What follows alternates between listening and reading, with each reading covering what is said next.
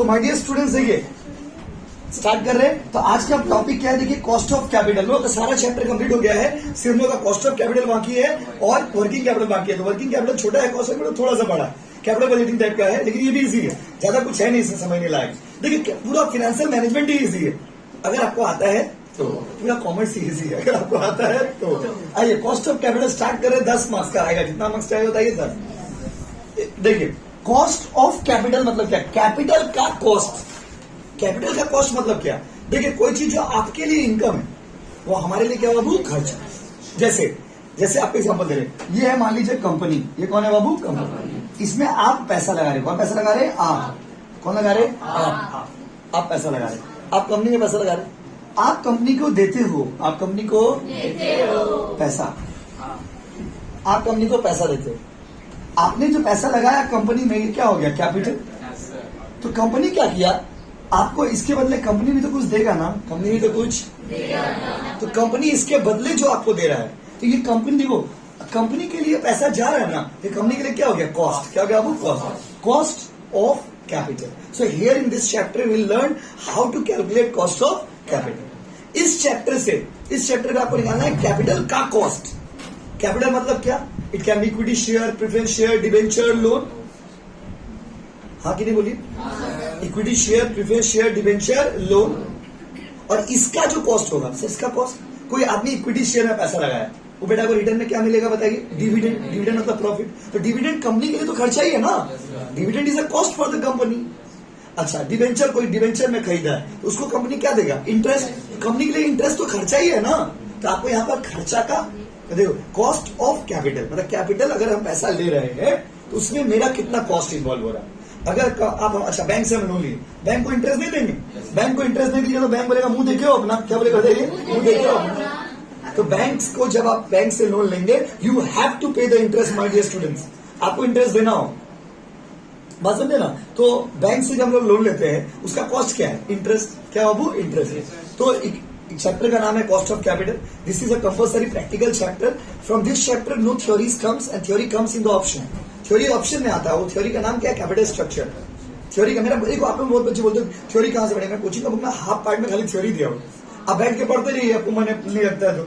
अब ऐसे सब थ्योरी हम पढ़ाएंगे आपको, ऑप्शनल थ्योरी भी पढ़ाएंगे। थ्योरी कराने में एक ही क्लास लगता है गाइस। थ्योरी में क्या, 2 चैप्टर का कंपल्सरी थ्योरी, हम बार बार चिल्ला के पढ़ा है आपको। टाइम वैल्यू ऑफ मनी और वर्किंग कैपिटल, इससे कंपल्सरी थ्योरी रहता है।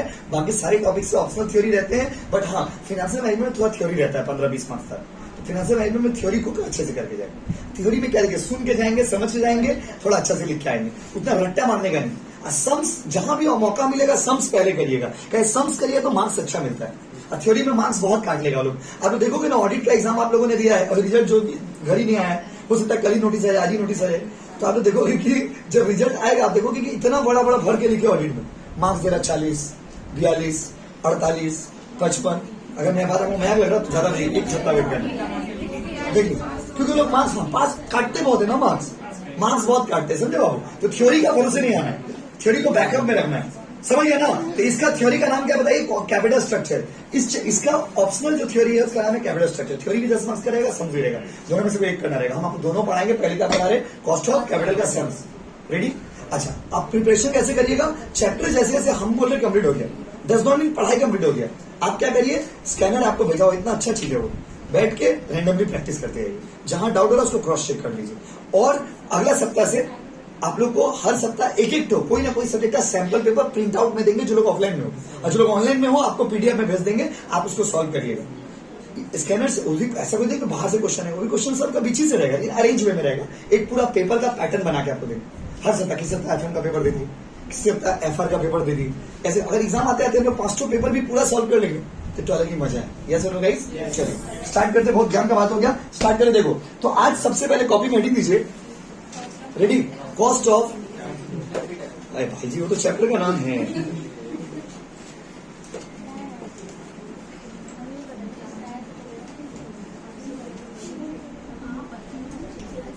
अब सारा वीडियो देखिए बाबू, ऐसा सम्स कराया हुआ है, अब बना लोगे, सारा वीडियो देखिए। चलिए आइए, तो बाबू आज हेडिंग दे दिए, कॉस्ट ऑफ कैपिटल तो हेडिंग दे ही दिए होंगे आप, तो समझ गए। अब आते हैं सम्स वाला पार्ट। अब हेडिंग दीजिए, बड़ा सा हेडिंग दीजिएगा, cost of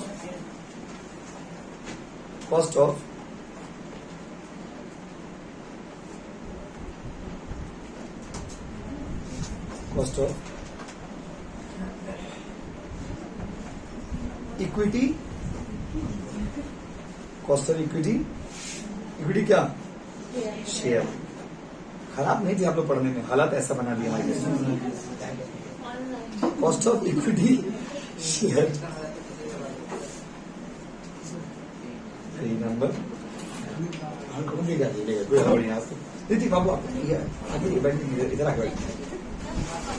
चलिए, थोड़ा गर्मी लग रहा होगा आपको, बट कॉपरेट करिए प्लीज। गर्मी लग रहा है इसलिए बंद करना बंद कर। चलिए, कॉपी में लिखी थी कॉस्ट ऑफ इक्विटी, लिख दो बाबू। देखिए, cost of equity share capital.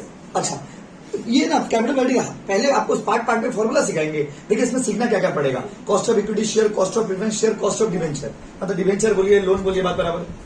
इस सब का कॉस्ट निकालना सीखेंगे। अब कॉस्ट निकालने के बाद आपको पढ़ाएंगे WACC, जो एग्जाम में मेनली आता है।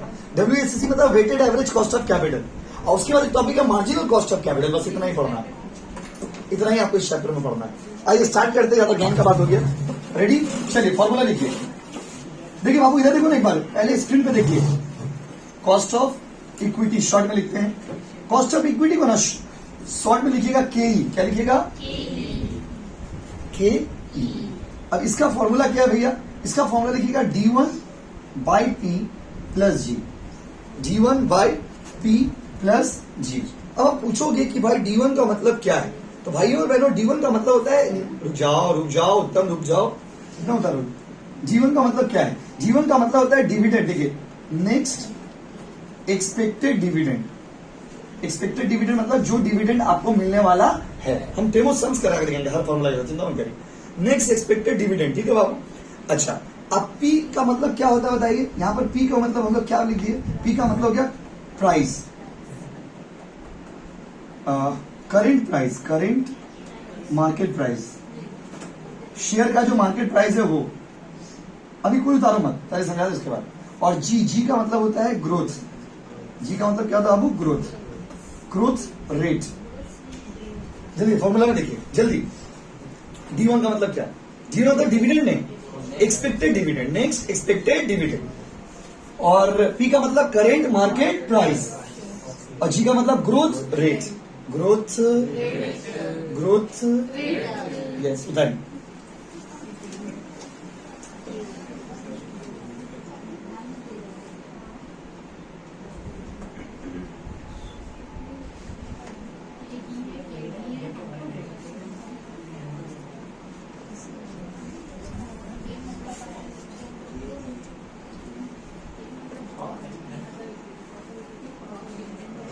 इस शॉर्टकट से अलग अलग बुक में अलग अलग सिंबल यूज किया है।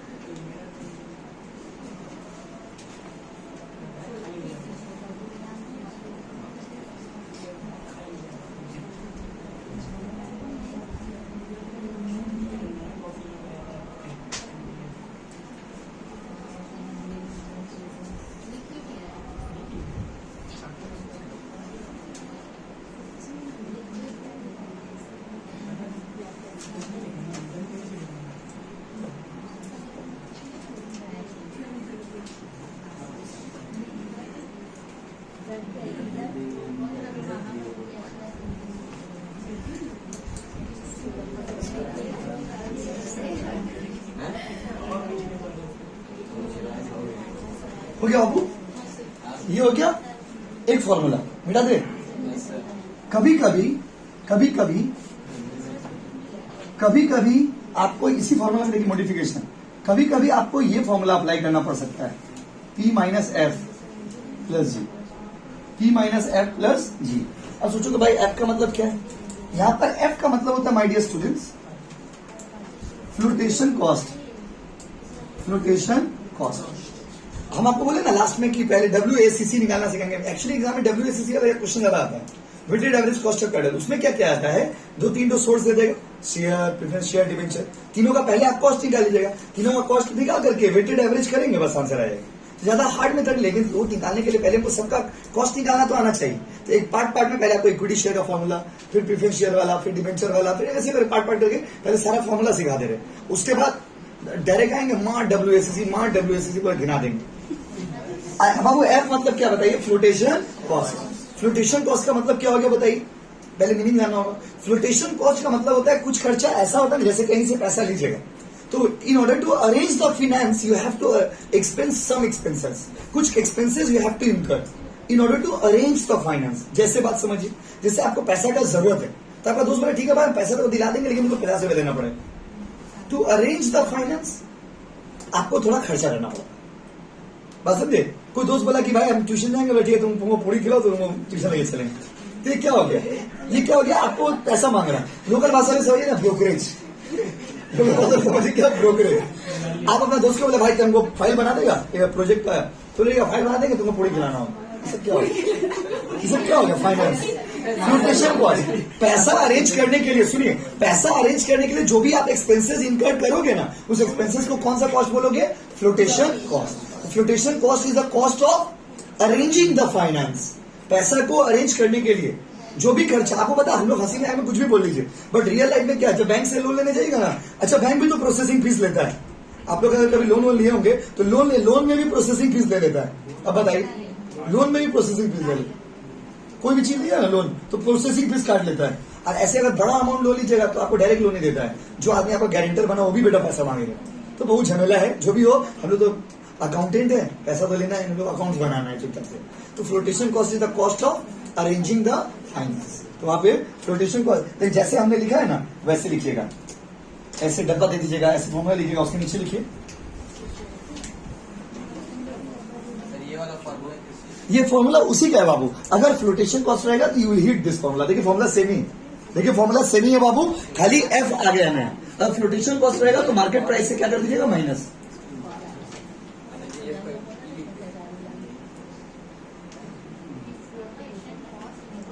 यस, ये एक ही चीज का फॉर्मूला है, फॉर्मूला भी सेम ही है।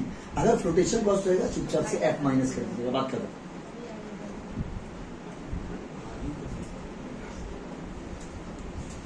आज कितना शांत रहा है। एक दो बच्चे लोग बहुत डिस्टर्बिंग है क्लास में, लास्ट सेमेस्टर है इसलिए बोल नहीं पाते। शांति लग रहा है, हुमायूं नहीं आ रहा, शांति लग रही है। हमारी वेरी गुड बॉय। देखिए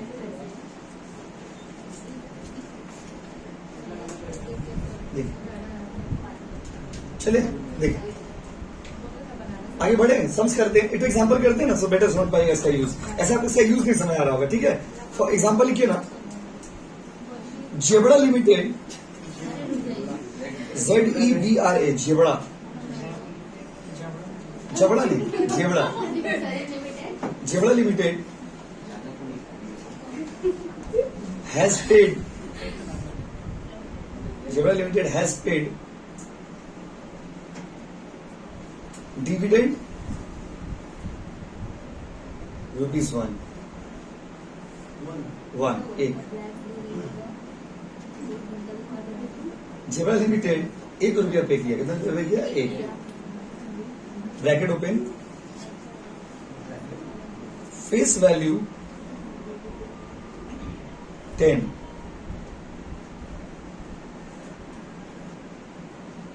एंड फेस वैल्यू 10, हाँ ब्रैकेट क्लोज कर, फेस वैल्यू 10 को क्लोज कर दीजिए। And it is expected, is expected to grow at the rate 10%, at the rate 10%. Calculate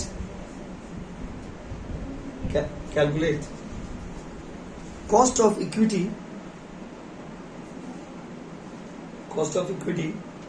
if, क्या बाबू?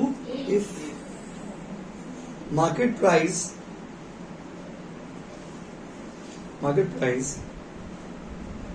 is 55.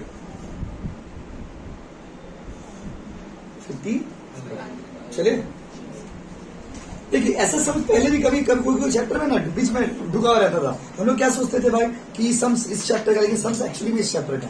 देखिए क्या बोला कि अगर मार्केट प्राइस 55 रुपया है, पहले डेटा को फाइंड करें, कोई अभी बनाना खुद से, कसम है आपको उनका, जिनको भी मन में सोच रहे हो आप जिनके बारे में। देखिए नहीं आप इतना अच्छा बता जितना बिगाड़ हो। देखिए तो यहाँ पर देखिए, रेडी? अच्छा देखिए, अब देखिए अगर एफ है कि नहीं है देख लीजिएगा, सिंपल सा बात है, उतना दिमाग क्या लगाइएगा। अगर एफ रहेगा तो माइनस कर दीजिएगा, बात खत्म। उतना फॉर्मूला अलग से क्यों याद करेगा, हम लोग अपना एक तरीका है, इसलिए मैं आपको 2 बार लिखवा दूं, लेकिन आप सिंपल समझो ना, अगर एफ रहेगा तो पी से माइनस कर देंगे, बात खत्म। अब आइए यही फॉर्मूला है, इसको इस फॉर्मूला का नाम है dividend growth model. Dividend growth model, इसीलिए डिविडेंड पॉलिसी में भी ना एक 8 क्वेश्चन इस टाइप का रहता था। हम क्या बोलते थे, अभी छोड़ दीजिए इसको, बाद में करेंगे, क्योंकि चैप्टर जब करेंगे तो आज वो दिन आ चुका है जब हम लोग इस चैप्टर को स्टार्ट कर रहे हैं। तो मेरा जिंदगी का बहुत बड़ा दिन है आज। तो बहुत सुनो, D1 पहले क्या करेगा ना, पहले सब, अच्छा एग्जाम में कैसे बनाएंगे, जस्ट फॉर एग्जाम्पल, एग्जाम में जब बनाएगा पहले फॉर्मूला लिख लीजिएगा, के का फॉर्मूला बताइए क्या था हम लोग का, G1 by P plus G। यहाँ पे लिखेंगे हेयर, क्या बाबू, G1 मतलब क्या है, expected growth dividend, expected dividend. ऐसे ये लिखना क्यों जरूरी होता है पता है, देखिए हर बुक में अलग अलग, जैसे ईपीएस का मतलब अर्निंग पर शेयर होता है, ये किसी भी किताब में खुलेगा मिलेगा, लेकिन कोई बुक में डी यूज किया, कोई बुक में टी यूज किया, अब ये तो आपको कंफ्यूजन नहीं है, इसीलिए आप वहां पे सिंबलाइज कर दीजिएगा जो भी आप यूज कर रहे हो। एक्सपेक्टेड डिविडेंड मित्रों कितना दिया हुआ है, ठीक है। एक्सपेक्टेड डिविडेंड मतलब क्या पता है, एक्सपेक्टेड डिविडेंड मतलब अगला साल का डिविडेंड। तो डिविडेंड अभी कितना दे रहे, एक दे रहे ना, अब तो ग्रोथ होगा तो क्या करिएगा, तो ग्रोथ कैसे निकालेगा, एक्सपेक्टेड डिविडेंड कैसे निकालेगा, देखिए D0 मतलब करेंट ईयर का डिविडेंड, कौन से ईयर का, करेंट ईयर, कौन से ईयर, करेंट ईयर का dividend plus 1 plus G, 1 plus क्या बाबू G, ये होता है एक्सपेक्टेड डिविडेंड का फॉर्मूला। फिर से बोल रहे हो, एक्सपेक्टेड डिविडेंड कैसे निकालेंगे, करेंट ईयर का dividend plus 1 plus G, sir 1 G नहीं बता रहे, D0 करेंट ईयर का डिविडेंड कितना है, 1, अभी तो डिविडेंड 1 रुपया देता ना, अभी कितना दे रहे हो आप, अभी कितना दे रहे हो, 1 दे रहे हो, प्लस 1 का जगह पे 1, और G कितना है, ग्रोथ कितना है, 10% को शॉर्ट में कैसे लिखेंगे, 10/100, अब ये सब बताना तो तक 10/100 का 0. आप अगर ठीक से देखे होंगे तो जब से फाइनेंशियल मैनेजमेंट कर रहे, इसमें सबसे ज्यादा सम्स हमने टाइम वैल्यू मनी में की, और सबसे थोड़ा बहुत कॉम्प्लिकेटेड तो वही है, उसके बाद तो सारा चैप्टर स्ट्रिक्ट चैप्टर है, बाकी चैप्टर डिविडेंड पॉलिसी इजी था, लिवरेज इजी था, ये कैपिटल रेटिंग भी इजी है, खाली थोड़ा और प्रैक्टिस कर लीजिए घर में आप लोग सम्स, हम आपको सब मेथड कराए, फिर भी आप प्रैक्टिस करिएगा, सर करते रहिएगा, कैलकुलेशन करिएगा, डिस्काउंटिंग फैक्टर यूज करिएगा, तो आपको पूरा आइडिया रहेगा। ये चैप्टर भी इजी है, फॉर्मुला सब भूल मत जाए, एग्जाम में ना आप लोग फॉर्मुला में कंफ्यूज जाते हैं। अभी क्या करिए, आप रोज अपना 2 घंटा का रूटीन बनाइए पढ़ाई का, 1 घंटा FM प्रैक्टिस करिए, 1 घंटा FR प्रैक्टिस करिए। कहाँ से प्रैक्टिस करें, स्कैनर पूरा खजाना भेज दे क्वेश्चन में, आप थक जाओगे, स्कैनर नहीं खत्म होगा, इतना क्वेश्चन है उसमें, बात समझे। तो आइए, तो बाबू समझे, ये वाला समझे कैसे इसको लिखेंगे, बाबू समझे कि नहीं, 1 D0 के जगह पे 1 प्लस 0.1 कहां से है बोलो, ग्रोथ इज गिवन ना, ग्रोथ इज कितना 10%, 10/100 हाउ मच 0.1, क्या बोलते हो पब्लिक, तो D1 के जगह पे कितना, अच्छा और D1 हो गया, उसके बाद P मतलब करेंट मार्केट प्राइस, कितना जी 55, करेंट मार्केट प्राइस, क्या आप बता सकते हैं 55, उसके बाद G बोलिए, G 10/100 ना 0.1, G का मतलब क्या था, ग्रोथ, क्या बोलते हाँ कि नहीं। अब फॉर्मूला में बताइए, D1 के जगह पे कितना बढ़ाएंगे बताइए, पूरा करके बताइएगा, कितना आएगा बताइए, 2. अच्छा यहाँ पे पूरा लिखते रहे, रुकिए 1 प्लस, वहां पे नहीं भी शो करके, यहाँ पे भी लिख सकते 1 प्लस 0.1, ठीक है ना जी। ये D1 का वैल्यू प्लस P के जगह कितना 55, पूरा D1 का वैल्यू ये वाला होगा ना जी, D1 का मतलब ये 1 कहां से समझे, एक्सपेक्ट अभी जो दे रहे डिविडेंड, ये ग्रोथ को एडजस्ट करके देखिए, अभी आप हमको 10 रुपए दे रहे हैं, आप बोले कि भैया अगला साल से आपको 20% एक्स्ट्रा देंगे, अगला साल से को कितना दोगे 12, तो अभी 10 में 20% जोड़ेंगे तब ना 12 आएगा, तो वही तो हम लोग कर रहे हैं, 1 रुपया अभी का डिविडेंड है, प्लस उसमें एडजस्ट कर दे रहे 10%, बोलो हाँ कि नहीं। और G की जगह पे बाबू कितना 0.1, अब इसको सॉल्व आपको करना है, ये 1 प्लस ये कितना जाएगा 1.1, तो 1.1/55, लेकिन इतना लेंदी मत करिएगा, it will take more time, तो कितना जाएगा 2. 2.1 ना, डिवाइडेड 55 प्लस 0.1 करें कितना? 2.1 by 55 plus 0.1 0.138 plus 0.1 अच्छा नहीं तो ये वाला आपको बताइए 2.1 by 55 ओ सर एक मिनट गलती कर दी, क्या गलती कर दी? ये प्लस नहीं होगा, ये इंटू होगा, ये इंटू करेगा आप, माई मिस्टेक, करेक्शन कर लीजिए, इंटू कर दीजिए, ये 1.1 नहीं होगा ना, 1.1 by 55 प्लस 0.1 ये कितना है बाबू? 0.02 प्लस 0.1 ये ना, दोनों जोड़िए 0.12 इंटू क्या परसेंटेज में आएगा ना आंसर, तो 100 कर दीजिएगा, 12%, कितना परसेंट? 12। ये समझे कहाँ मिस्टेक किए थे हम? प्लस नहीं करिए, इसको क्या कर दिया? इंटू। अभी शायद आप कॉपी भी नहीं किए होंगे, कॉपी करिए आराम से। आई होप आप समझ गए होंगे गाइस।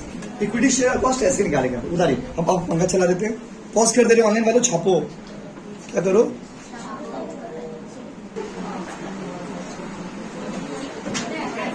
आइए देखिए,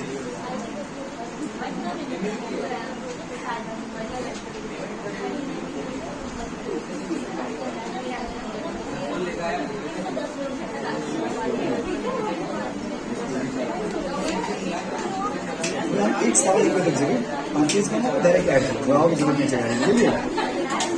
आइए देखिए,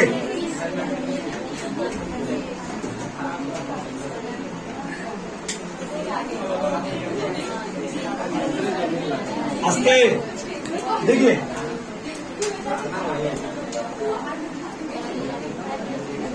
और बात नहीं, कॉपी हटी दीजिए, ये वाला हो गया कॉस्ट ऑफ इक्विटी शेयर।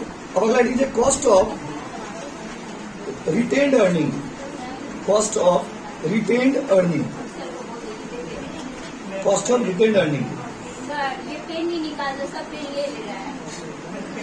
ठीक है, कॉस्ट ऑफ रिटेन्ड अर्निंग, बात नहीं सुनिए बाबू, रिटेन्ड अर्निंग का दूसरा नाम क्या होता है? रिजर्व। रिटेन्ड अर्निंग का दूसरा, रिटेन्ड अर्निंग मतलब क्या था? Part of profit which is not distributed but kept in the business for the growth and expansion. Profit का वो हिस्सा जो आप बांटे नहीं हो, अपने पास रखे हो बिजनेस का तरक्की के लिए, उसको बोलते हैं रिटेन्ड अर्निंग या फिर रिजर्व। जितना प्रॉफिट होता है ना, सारा बिजनेसमैन बांट नहीं देता है, कुछ प्रॉफिट को अपने पास भी रखता है, उस प्रॉफिट को क्या बोलते हैं बताइए? रिजर्व। रिजर्व या फिर रिटेन्ड अर्निंग। तो रिटेन्ड अर्निंग या रिजर्व का अगर आपको कॉस्ट ऑफ कैपिटल निकालना होगा, कैसे निकालेगा देखिए, उसका फॉर्मूला देखिए, सिंबल क्या होगा? के आर, के मतलब कॉस्ट यूज किया गया, आर मतलब रिजर्व, रिजर्व बोलिए, रिटेन्ड अर्निंग बोलिए। इसका फॉर्मूला थोड़ा ध्यान दीजिएगा, same, cost of equity 1 minus T0 मतलब टैक्स, और 1 माइनस एफ, यही फॉर्मूला है। देखिए सिर्फ इसको समझ जाएंगे तो समझ जाएंगे। अब एक बार ध्यान दीजिए, बात मत करिए, के ही मतलब cost of equity share, yes और नो। टी देखिए, T0 नहीं, टीपी, टीपी मतलब personal tax, personal tax, personal income tax हो गया। और एफ का मतलब क्या हो गया बताइए? कॉपी करिए, बन गया, हो गया फॉर्मूला यही, टीपी ले रहे, टीपी ले, क्या मतलब कॉस्ट ऑफ रिजर्व। बात है, ठीक है।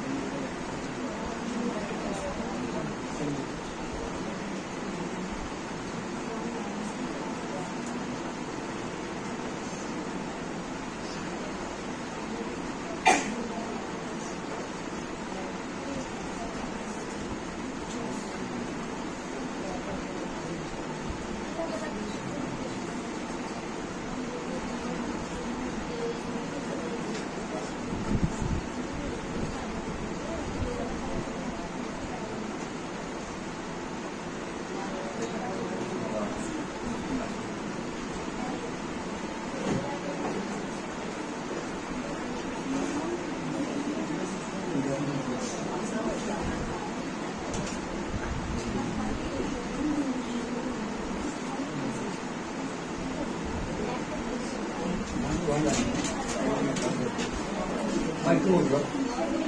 We'll reach there.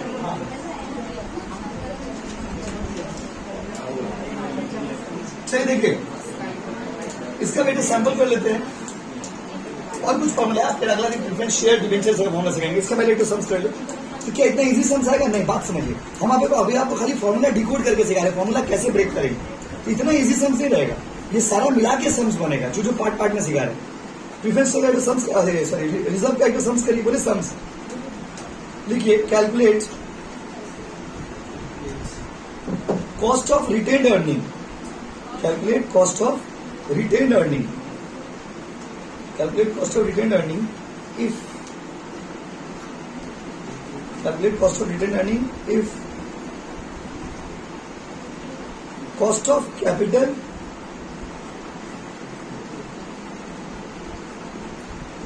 %20, comma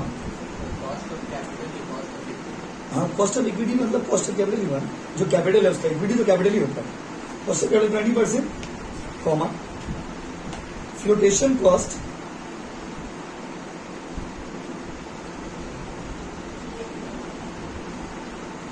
%5% and tax 30%। जैसे इसमें क्या हम ब्रेक करके कर रहे हैं, ऐसे सम्स में क्या एक साथ सब कुछ दिया रहेगा और उसी से आपको सबको सारा कैपिटल निकाल के फिर उसका एवरेज करना होगा WACC से। तो जब पढ़ाएंगे तब बताएंगे, अभी पहले पार्ट पार्ट सीखिए। अब इसको फॉर्मुला में फिट करना सिखा रहे हैं। मतलब एक कॉस्ट ऑफ कैपिटल कितना बाबू? 20% है ना, 20% को कॉस्ट ऑफ कैपिटल 20% बोला है। अब दो तरीका है, तो शॉर्ट में लिखिए, शॉर्ट में लिखेंगे तो लास्ट में 100 से इंटू कर देंगे। कॉस्ट ऑफ कैपिटल 20% वाला 20% 0.2, तो दिक्कत 1 का है 1 टी टैक्स कितना 30%, 30% 0. और इंटू 1 माइनस फ्लोटेशन लॉस 5, 0.5 के 0.5 देखिए कोई दिक्कत है? 5% इतना ही है ना, देखिए 5 by 100 कितना 0.0। अच्छा बस अब मैथ्स करिए, 1 माइनस 0.3 0.7, तो ये 0. कितना 0.5, हाँ राइट 0.95 माई मिस्टेक। बस तीनों को इंटू कर दिया, आंसर आएगा। लास्ट में 100 से इंटू कर देंगे।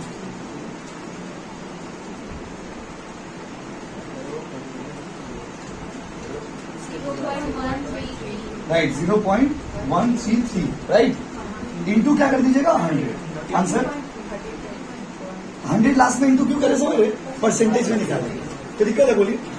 चलिए तारीख यहीं तक करेंगे आज। कैसे फिर से फोन नीचे करा? अच्छा ठीक है, क्लास खत्म हो गया। Thank you guys.